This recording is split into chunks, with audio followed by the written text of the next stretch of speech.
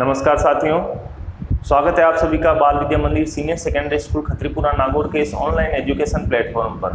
पिछले वीडियो में अपन ने पाल वंश, राष्ट्रकूट वंश और प्रतिहार वंश के बारे में जाना था और कुछ भाग अपन ने जो त्रिकोणात्मक संघर्ष है उसका भी जाना था, लेकिन किसी तकनीकी खराबी के कारण अपना वीडियो कंप्लीट नहीं हो पाया। तो आज उसी त्रिकोणात्मक संघर्ष को लेकर मैं आपको पूरा बताता हूँ।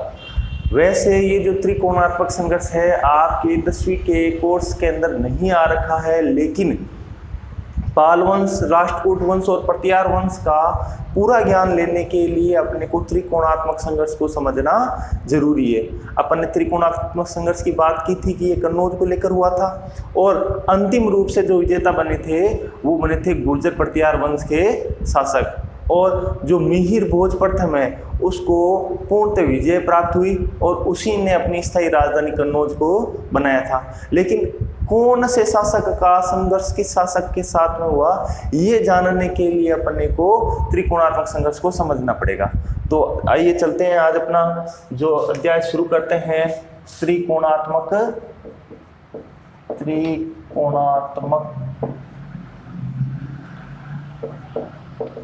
संघर्ष। इस त्रिकोणात्मक संघर्ष को त्रिपक्षीय संघर्ष भी कहा जाता है और ये किसको लेकर हुआ था? कन्नौज को लेकर हुआ था। यहाँ तक अपन पिछले वीडियो में बात कर रहे थे, लेकिन बीच में ही तकनीकी खराबी के कारण वीडियो आगे नहीं चल पाया। अब अपन आगे देखते हैं। सबसे पहले यहाँ पर आता है 3 वंशों के बारे में बता रखा है। एक पाल वंश है, दूसरा गुर्जर प्रतिहार वंश है और तीसरा आपके राष्ट्रकूट वंश है। पाल वंश की मैं अगर बात करूं तो पाल वंश का संबंध बंगाल क्षेत्र से था, वहीं गुर्जर प्रतिहार का संबंध आपके गुजरात व राजस्थान से था और राष्ट्रकूट वंश का संबंध आपके दक्षिणी भारत से था। और अगर शासकों की बात करता हूं तो पाल वंश के शासक जो धर्मपाल है उसका अधिकार कन्नौज पर हो जाता है। तो पाल वंश के शासक का पहला नाम क्या आएगा? धर्मपाल। और ये बात गुर्जर प्रतिहार वंश के शासक वत्सराज को पसंद नहीं आती है। तो दूसरा यहाँ शासक कौन हो गया? वत्सराज। तो इन दोनों के बीच में युद्ध होता है। तो सबसे पहले कन्नौज किसके पास में था? आपके धर्मपाल के पास में।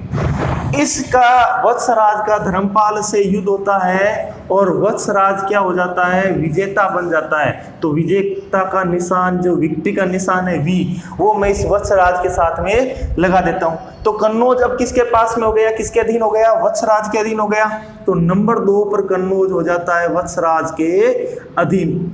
ये जो राजनीतिक उलट पलट चल रही थी उत्तर भारत में, इसका फायदा उठाता है राष्ट्रकूट वंश का एक शासक होता है दुर्व। उसको ये पता रहता है कि राजनीतिक अस्थिरता है उत्तर भारत में, तो अपने दक्षिण भारत को छोड़कर उत्तर भारत के अंदर आता है और यहाँ पर वत्सराज को हरा देता है। तो यहाँ पर राष्ट्रकूट वंश का शासक कौन आता है? दुर्व। दुर्व के द्वारा जो वत्सराज को हरा दिया जाता है और कन्नौज पर अधिकार कर लिया जाता है। तो 3 नंबर पर कन्नौज किसके पास में रह गया? शासक जो राष्ट्रकूट का है दुर्व के पास में। बुरी तरह पराजित होने के बाद में जो वत्सराज है वो आपके पश्चिमी राजस्थान की तरफ आ जाता है। वत्सराज कहाँ आ जाता है? पश्चिमी राजस्थान की तरफ, यानी जैसलमेर बाड़मेर इलाके के अंदर आ जाता है और यहाँ पर शरण लेता है। दुर्व का अधिकार कन्नौज पर हो जाता है, लेकिन मूलतः दुर्व होता है दक्षिणी भारत का शासक होता है। वहां पर उसे चोल व चालुक्य वंश के शासकों के साथ में युद्ध करना पड़ता है। तो दक्षिणी भारत के अंदर अस्थिरता को देखते हुए वो उत्तर भारत के क्षेत्र कन्नौज को किसी सामंत को देकर यहाँ से चला जाता है। तो कन्नौज पर अब अधिकार किसका रह गया? किसी सामंत का। ये सामंत किसके अधीन होता है? ये राष्ट्रकूट वंश के शासकों के अधीन रहता है ये सामंत। ये सामंत इतना योग्य नहीं रहता है कि कन्नौज की स्थिति को संभाल सके, जिसका फायदा उठाता है धर्मपाल, और धर्मपाल के द्वारा इस सामंत को पराजित कर दिया जाता है। पराजित करने के बाद में जो ये कन्नौज है अपने अधीन वापस ले लेता है। तो अब ये तो पहली लाइन हो गई। अब दूसरी पंक्ति के अंदर वापस धर्मपाल के पास में कन्नौज आ गया। तो कन्नौज कितने नंबर पर आया धर्मपाल के पास में? 4 नंबर पर कन्नौज धर्मपाल के पास में वापस आ गया। धर्मपाल के पास में वापस आ जाता है। और जब यहाँ पर गुर्जर प्रत्यारों को पता चलता है कि धर्मपाल ने कन्नौज को ले लिया है और राष्ट्रकूट वंश का किसी प्रकार का दबाव यहाँ पर नहीं है, तो वत्सराज के पुत्र नागभट्ट द्वितीय के द्वारा वापस धर्मपाल पर हमला किया जाता है और युद्ध के अंदर विजेता होने के बाद में कन्नौज को अपने राजधानी बनाता है। तो यहाँ पर गुर्जर प्रत्यार वंश का शासक कौन आएगा? नागभट्ट द्वितीय। नागभट्ट द्वितीय और धर्मपाल के बीच में एक बहुत ही महत्वपूर्ण युद्ध होता है जिसे अपन कहते हैं मुंगेर का युद्ध। ये बहुत ही महत्वपूर्ण युद्ध होता है। मुंगेर के युद्ध में धर्मपाल की हार होती है और वापस कन्नौज किसके अधीन आ जाता है? नागभट्ट द्वितीय के पास में। तो 5 नंबर पर जो आपके कन्नौज आएगा वो आएगा आपके नागभट्ट द्वितीय के पास में। जब ये नागभट्ट द्वितीय के पास में कन्नौज आ जाता है तो नागभट्ट द्वितीय के द्वारा कन्नौज को एक अस्थायी राजधानी बनाई जाती है। ठीक है, तो आपको अगर स्थायी राजधानी पूछिए तो मिहिर भोज के द्वारा बनाई जाएगी और अस्थायी राजधानी पूछिए तो नागभट्ट द्वितीय के द्वारा बनाई जाएगी। लेकिन उसी समय जो एक राष्ट्रकूट वंश का शासक होता है आपके गोविंद तृतीय। अब देखिए, ये गोविंद तृतीय भी दुर्व की तरह दक्षिणी भारत से उत्तर भारत की राजनीतिक अस्थिरता को देखकर उत्तर भारत के अंदर आता है और गोविंद तृतीय के द्वारा नागभट्ट द्वितीय को पराजित कर दिया जाता है। पराजित करने के बाद में 6 नंबर पर कन्नौज चला गया गोविंद तृतीय के पास में। तो ये 6 नंबर पर कन्नौज आपके किसके पास में आ गया? गोविंद तृतीय के पास में आ गया। अब देखो, कन्नौज के अलावा नागभट्ट द्वितीय का जो अधिकार रहता है वो मालवा क्षेत्र पर भी रहता है। तो गोविंद तृतीय के द्वारा उसे मालवा क्षेत्र को भी जीत लिया जाता है। तो 2 क्षेत्र जो आपके गुर्जर प्रत्यार थे उनसे 2 क्षेत्र कहाँ चले गए? राष्ट्रकूट वंश के शासकों के पास में चले गए, कन्नौज और मालवा। उसी प्रकार जैसे दुर्व यहाँ की राजनीतिक अस्थिरता देखकर उत्तर भारत में आया था, गोविंद तृतीय भी राजनीतिक अस्थिरता देखकर उत्तर भारत में आया, लेकिन दक्षिणी भारत भी उसे संभालना था। किसके शासकों से? चोल और चालुक्य वंश के शासकों से। तो यहाँ पर भी गोविंद दोनों क्षेत्रों में सामंत बनाता है और वापस चला जाता है। तो कन्नौज पर भी किसका अधिकार रहता है? सामंत का अधिकार रहता है।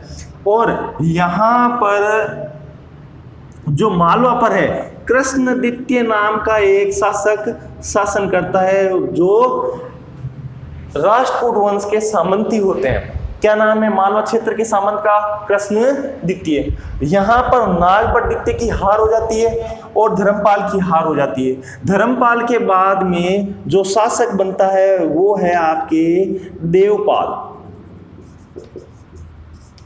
और जो नागभट्ट द्वितीय के बाद में जो शासक बनता है वो है मिहिर भोज प्रथम, जिसे अपन राजा भोज के नाम से जानते हैं। और दक्षिणी भारत के अंदर भी जो राष्ट्रकूट वंश है उसमें भी एक नया शासक आता है अमोघ वर्ष। जो अमोघ वर्ष है और मिहिर भोज समकालीन थे और दोनों ही शासकों का वर्णन अरब यात्री सुलेमान ने किया था। अब देखो, अमोघ वर्ष के बारे में अपन ने पढ़ रखा है कि इसने लगभग 64 वर्षों तक शासन किया था और ये बहुत ही शांति प्रिय शासक था। शांति प्रिय होने के कारण इसने त्रिपक्षीय युद्ध या त्रिकोणात्मक युद्ध में ध्यान दिया नहीं। मिहिर भोज बहुत ही महत्वाकांक्षी शासक था। वो क्या करता है, मिहिर भोज के द्वारा देवपाल पर आक्रमण किया जाता है, लेकिन देवपाल एक शक्तिशाली शासक होने के कारण मिहिर भोज को हरा देता है। तो मिहिर भोज हारने के बाद में विक्ट्री किसके पास रह गई? यहाँ देवपाल के पास में। और देवपाल के द्वारा जो कन्नौज के सामंत को भी हरा दिया जाता है। देवपाल के द्वारा किसको हरा दिया जाता है? इस कन्नौज के सामंत को भी हरा दिया जाता है। तो इस कन्नौज से सामंत को हराने के बाद में जो ये कन्नौज क्षेत्र है 7 नंबर पर किसके पास में आ जाएगा? आपके कन्नौज क्षेत्र आ जाएगा देवपाल के पास में। मिहिर भोज बहुत ही महत्वाकांक्षी शासक और समझदार शासक होता है। उसे पता होता है कि देवपाल अभी शक्तिशाली शासक है और अभी इससे युद्ध करना मतलब हारना है। तो मिहिर भोज कुछ समय के लिए रुक जाता है। तो यानी मिहिर भोज यहाँ पर रह गया और देवपाल के स्थान पर एक नया शासक आया, नारायण पाल, जो देवपाल की तरह शक्तिशाली नहीं था। कन्नौज अभी तक इन्हीं के अधीन था और अमोघ वर्ष तो शांति प्रिय था, दक्षिणी भारत में था, उसने उत्तर भारत पर ध्यान नहीं दिया। और अब एक बचा है मालवा क्षेत्र का शासक है, वो है आपके कृष्णद्वितीय। अब मिहिर भोज को पता चल जाता है कृष्णद्वितीय तो एक सामंत है, छोटा शासक है, इससे मालवा क्षेत्र लेना आसान रहेगा। पहले वो नारायण पाल पर आक्रमण करता है और नारायण पाल को पराजित करके कन्नौज क्षेत्र अपने हिस्से में लेता है। तो 8 नंबर पर कन्नौज किसके हिस्से के अंदर आ गया? मिहिर भोज यानी गुर्जर पटियार वंश के पास में आ गया। तो मिहिर भोज यहां से विक्ट्री रहा और साथ ही कृष्णद्वितीय को भी हरा देता है। कृष्णद्वितीय को हराने के बाद में जो मालवा क्षेत्र है, जो पहले इनके पास में ही था और यहाँ पर नागभट्ट द्वितीय से गोविंद तृतीय ने लिया था, उसी क्षेत्र को वापस, मालवा क्षेत्र को वापस अपने अधीन करता है। तो कन्नौज भी मिहिर भोज के अधीन आ गया और मालवा भी मिहिर भोज के अधीन आ गया और कन्नौज को अपनी स्थायी राजधानी बनाता है। कन्नौज को क्या बनाता है? अपनी स्थायी राजधानी बनाता है। तो कृष्णद्वितीय और मिहिर भोज के द्वारा नारायण पाल दोनों को ही हरा दिया जाता है और कन्नौज पर अधिकार कर लिया जाता है। कन्नौज पर अधिकार करने के बाद स्थायी राजधानी बना दी और लगभग 100 सालों तक ये जो गुर्जर पटियार वंश के शासक है उनकी राजधानी रहती है। और अपन यही कह सकते हैं कि मिहिर भोज के द्वारा इस त्रिकोणात्मक या त्रिपक्षीय युद्ध का अंत किया जाता है और अंतिम रूप से जो विजेता बनता है वो गुर्जर पटियार वंश ही बनता है। एक बार मैं इसको वापस रिवाइज कर रहा हूं, आप ध्यान से सुनना। सबसे पहले पाल वंश के शासक धर्मपाल आया था, धर्मपाल के द्वारा कन्नौज पर अधिकार कर लिया जाता है। और अगर आपसे पूछा जाए कि कन्नौज पर अधिकार करने वाला या त्रिकोणात्मक युद्ध के अंदर भाग लेने वाला पहला वंश कौन सा था, तो आप कहोगे पाल वंश। दूसरा वंश गुर्जर पटियार वंश, सबसे शक्तिशाली वंश राष्ट्रकूट वंश और जो विजेता वंश है वो कौन सा है? गुर्जर पटियार वंश है। धर्मपाल को किसके द्वारा हराया जाता है? वत्सराज के द्वारा। लेकिन वत्सराज को कौन हरा देता है? ध्रुव हरा देता है। अब ध्रुव अपने सामंत को छोड़कर जाता है और सामंत को वापस कौन हरा देता है? धर्मपाल। धर्मपाल को हराने के बाद, धर्मपाल जीतने के बाद में कन्नौज पर अधिकार कर लेता है। लेकिन वत्सराज के पुत्र नागभट्ट द्वितीय के द्वारा इसे मुंगेर के युद्ध में हरा दिया जाता है और अपने अधीन कर लिया जाता है कन्नौज को। लेकिन वही कहानी वापस रिपीट होती है। ध्रुव की तरह ही इसका एक शासक होता है गोविंद तृतीय, वो दक्षिणी भारत से उत्तरी भारत के अंदर आता है और नागभट्ट द्वितीय को हरा देता है। गोविंद तृतीय के बाद में ये कन्नौज और मालवा क्षेत्र सामंतों को देकर वापस दक्षिणी भारत चला जाता है और गोविंद तृतीय के स्थान पर नया शासक बनता है अमोघ वर्ष, जो एक शांति प्रिय शासक था और जिसने 64 वर्षों तक शासन किया था। और मिहिर भोज के काल के समकालीन था अमोघ वर्ष। मिहिर भोज के द्वारा देवपाल पर हमला किया जाता है, लेकिन देवपाल इस युद्ध का विजेता रहता है। मिहिर भोज एक महत्वाकांक्षी शासक होने के साथ साथ में एक समझदार शासक भी था। तो मिहिर भोज वक्त की नजाकत को देखते हुए इंतजार करता है जब देवपाल का पुत्र नारायण पाल शासक बनता है, जो एक कमजोर शासक है, तो वहां पर हमला करता है और नारायण पाल से कन्नौज अपने अधीन कर लेता है। साथ ही जो एक सामंत था जिसने मालवा पर अधिकार कर लिया था, कृष्णद्वितीय नाम के सामंत को भी पराजित करता है और मालवा क्षेत्र भी अपने अधीन कर लेता है और कन्नौज क्षेत्र की लगभग कन्नौज क्षेत्र को स्थायी राजधानी बनाता है और लगभग 100 वर्षों तक यही कन्नौज गुर्जर पटियार वंश की राजधानी बनी रहती है। तो आज के लिए इतना ही। अगले नए वीडियो में नए वंश के साथ मिलेंगे, तब तक के लिए धन्यवाद।